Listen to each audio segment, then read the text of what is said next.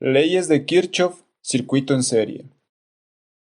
La primera ley de Kirchhoff, o ley de conservación de la corriente, establece que, en cualquier circuito, la suma de las corrientes que llega a un nodo es igual a la suma de las corrientes que salen de él.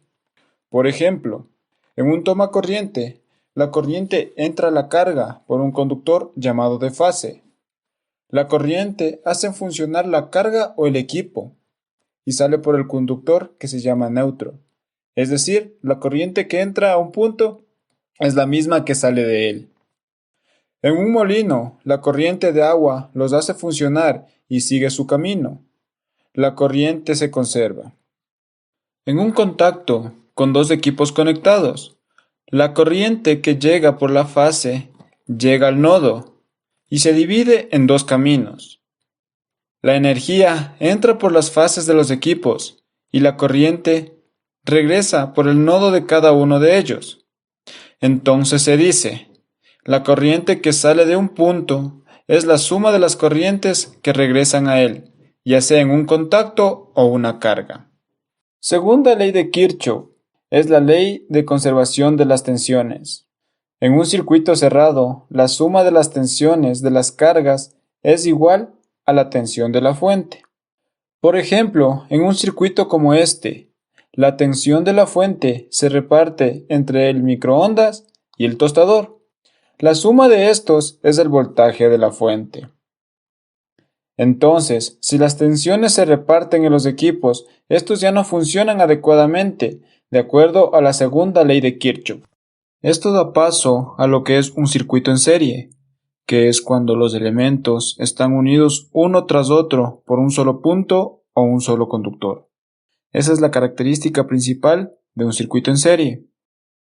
Se llama circuito en serie aquel en donde la corriente que circula y pasa por todas las cargas es la misma.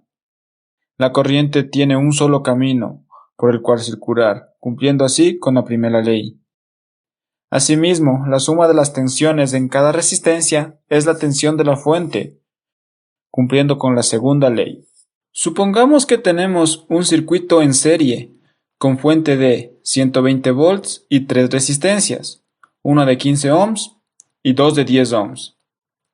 Hay que establecer la corriente y la tensión en cada una de las resistencias.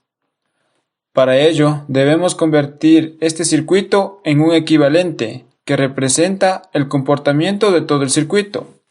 Para esto se determina la resistencia equivalente a la sumatoria de las resistencias.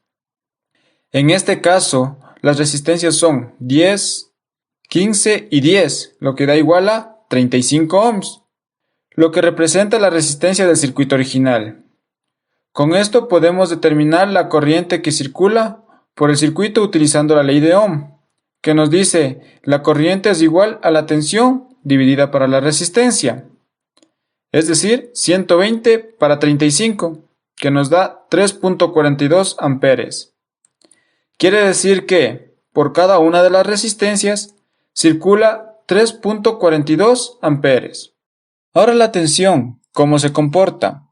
Se reparten esos 120 volts para las tres resistencias, partiendo de la ley de Ohm. Tensión es igual a resistencia por corriente. Tenemos que la tensión en la resistencia 1 es igual a 15 ohms por 3.42 amperes, igual a 51.6 volts. Tensión 2 y tensión 3 van a ser las mismas, por lo tanto, 10 ohms por 3.42 amperes, 34.2 volts. La segunda ley de Kirchhoff dice que la suma de la tensión de las cargas es la tensión de la fuente. Es decir, si sumamos estos valores, debe dar el valor de la fuente, comprobando que el cálculo es correcto.